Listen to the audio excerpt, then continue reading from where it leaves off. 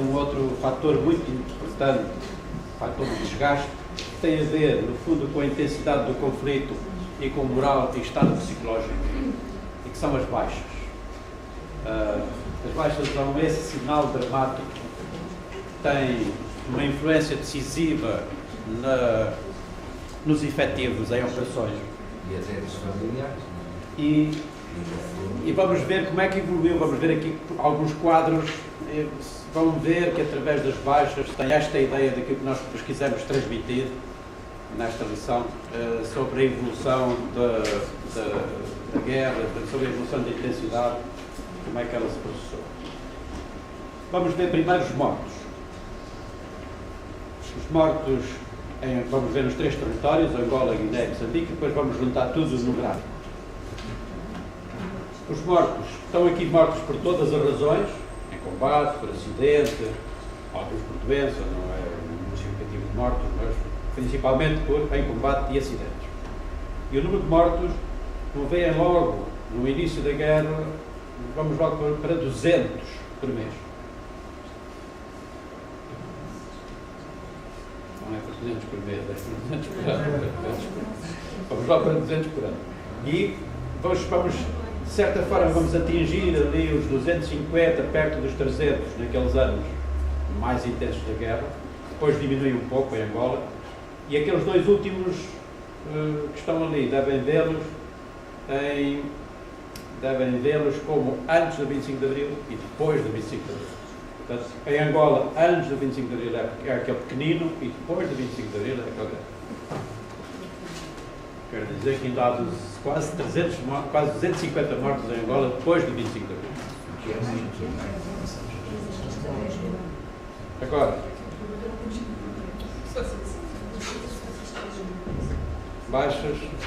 Agora vamos à Guiné. Veem a Guiné com topo ali em 1968, diminui um pouco e depois regressa em 73, naquele ano difícil de 73, e depois também em 74, com os 2 antes do 25 de Abril, mais e depois do 25 de Abril, mais aqueles 60. Em Moçambique, um total de 2.972. Quando começa a guerra em 74, verdadeiramente aqueles que são ali anteriores são anteriores ao início propriamente da guerra, deverão ser por outras causas, e depois vai crescendo até atingir aquele máximo de 400 mortos em 1973, e depois aquelas 2 componentes que não andam muito perto, não andam muito longe dos 400 também, no ano de 1974. Vamos juntar tudo, e no total, por anos, um total de 8.290 mortos, vemos como é que, de certa forma, a partir de certa altura, a partir aí de 68, estabiliza o número de mortos perto de 800, entre os 700 e 800. Ora, este número de mortos, 750 ou 800, é o número de mortos dos Estados Unidos no Iraque, por ano. Já à volta disso. Daqui também se vê como mais efetivo, não é? Os Estados Unidos são bastante mais efetivos do que eram estes. Estamos aqui a falar dos tais 170 mil efetivos no terreno, e também aquele número de 74, antes de 74 e depois de 74, com aqueles 400 mortos ainda depois de 25 anos. Vamos ver num quadro.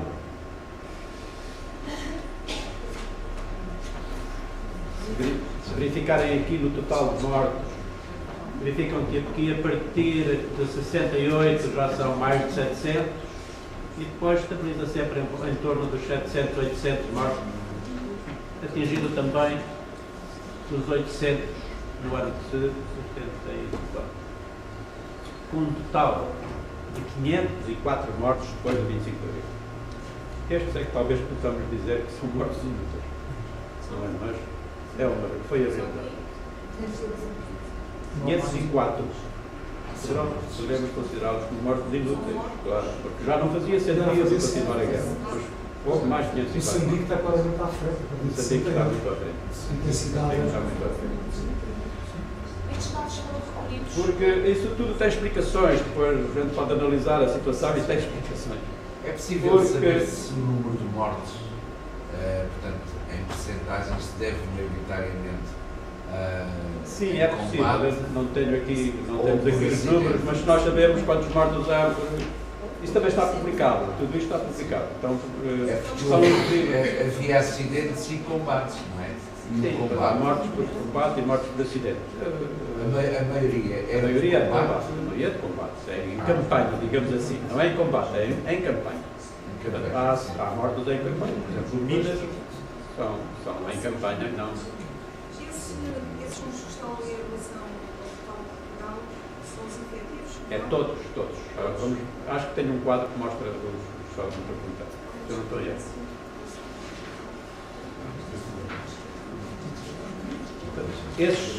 Estes mortos são todos, também os que resultam da africanização da guerra.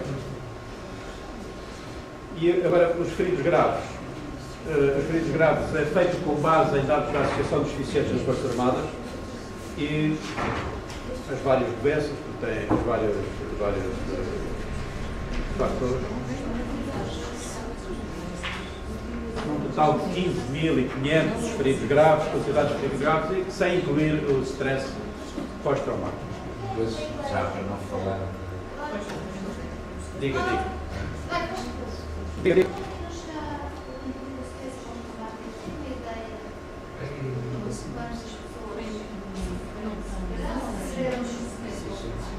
Quantas pessoas eu não percebi?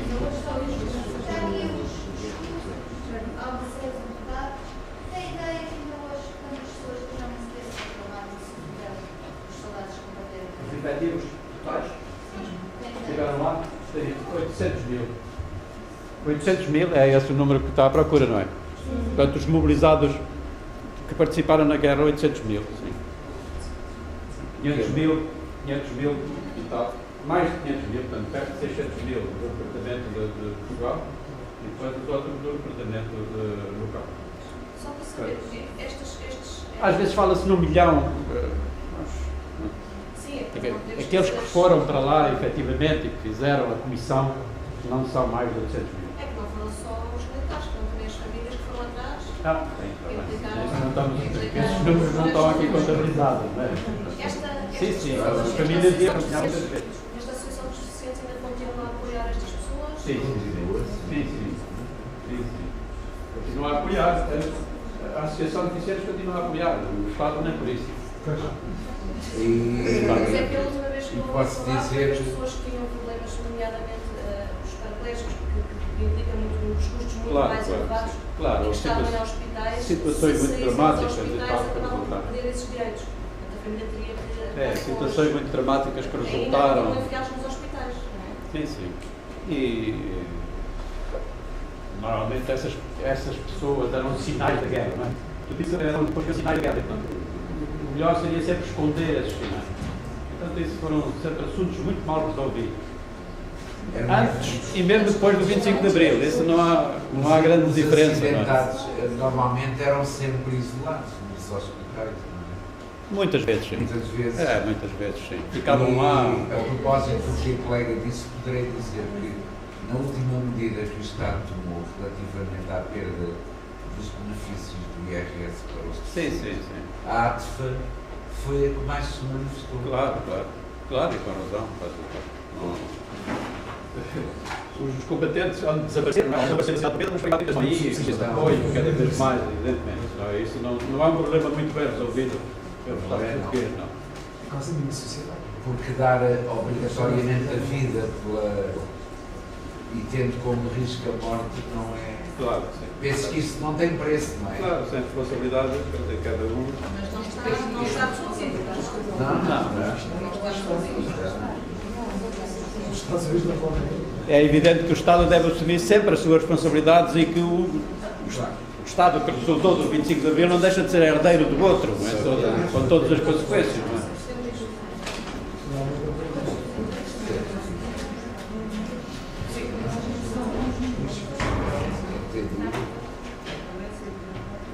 Não sei agora, este é o último quadro que nós temos para vos mostrar.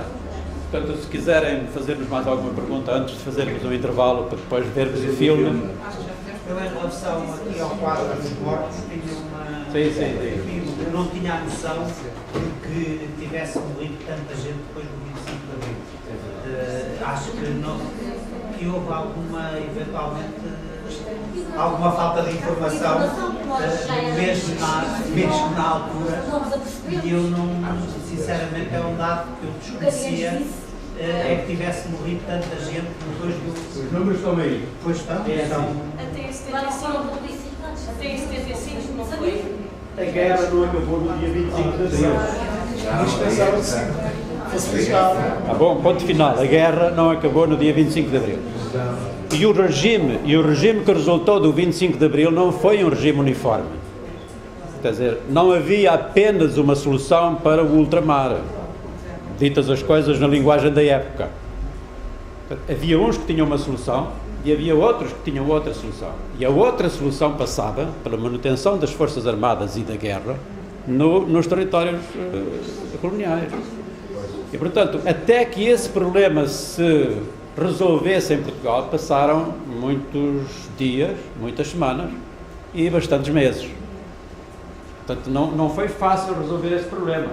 E enquanto isso se passava cá, nos territórios, não me posso afastar aqui desta coisa, nos territórios, em cada um dos territórios, a guerra prosseguia e com uma agravante dos dois lados. Primeiro, os militares portugueses sabiam que a guerra já tinha acabado. Sabiam e assumiam isso. E se nós virmos o caso de Moçambique, são 54% são do recrutamento local, 54% das forças portuguesas são do recrutamento local. Ponto 1. A primeira coisa que eles transmitiram, eu estava em Moçambique, eu próprio disse que os falo às vezes mais de Moçambique. Ponto 1, que todas aquelas tropas transmitiram. Mais operações contra os nossos irmãos da Frelimo, nem pensem nisso.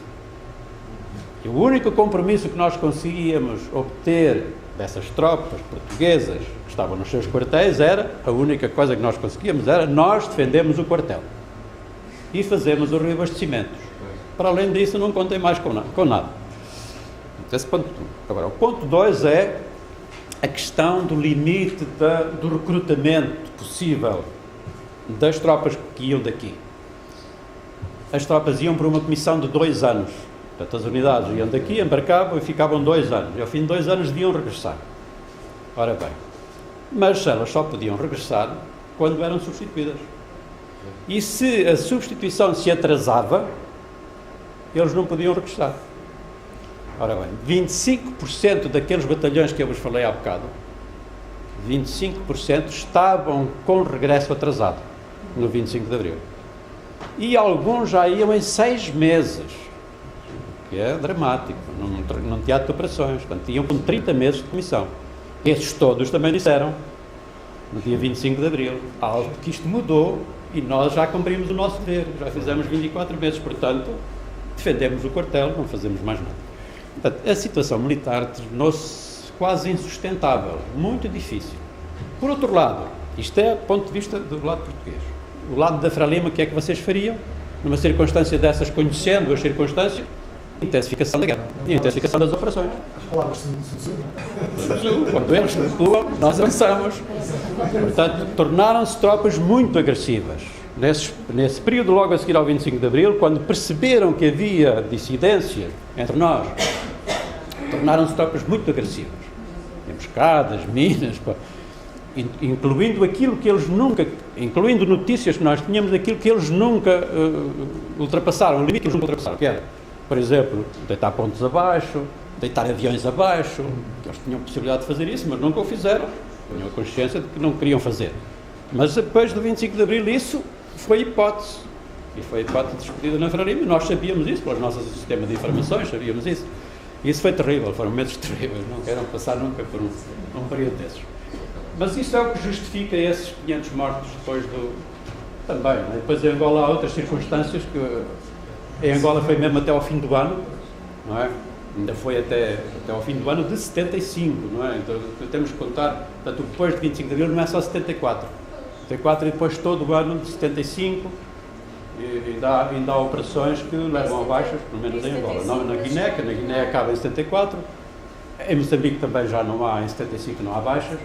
Portanto, todas estas baixas são deste período de indecisão, mas em Angola continuam as baixas, por aí fora, até que finalmente, até mesmo quase à independência, não é? Continuam esses conflitos. Eu gostava de saber se o número de desaparecidos é significativo durante a guerra do Líbano.